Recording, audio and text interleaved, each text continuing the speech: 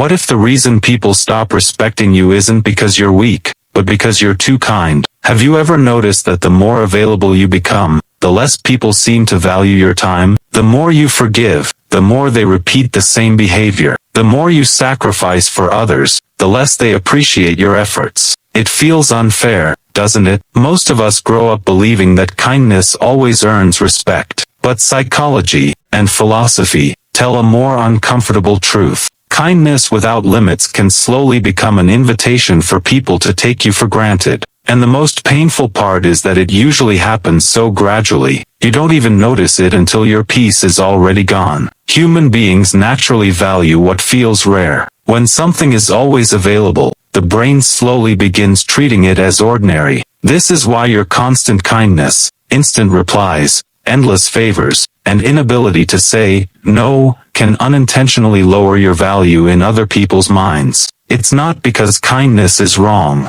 It's because unlimited access changes perception. Psychologists call this the scarcity principle. We instinctively respect what has healthy limits. The same rule applies to your time, your attention, and your emotional energy. The Stoic philosopher Seneca warned that a person who belongs to everyone eventually belongs to no one. His message wasn't about becoming cold. It was about protecting your inner peace. When you spend all your energy trying to keep everyone happy, you slowly lose the ability to take care of yourself. And people begin expecting your kindness instead of appreciating it. What was once a gift quietly becomes an obligation. Carl Jung believed that many people hide behind a nice personality because they're afraid of rejection. They confuse kindness with people-pleasing, but those are not the same thing. Real kindness comes from strength. People-pleasing comes from fear. One is a choice. The other is a survival strategy. The moment you become afraid of disappointing others, you give them control over your decisions. And without realizing it, respect begins to disappear, not because you're kind,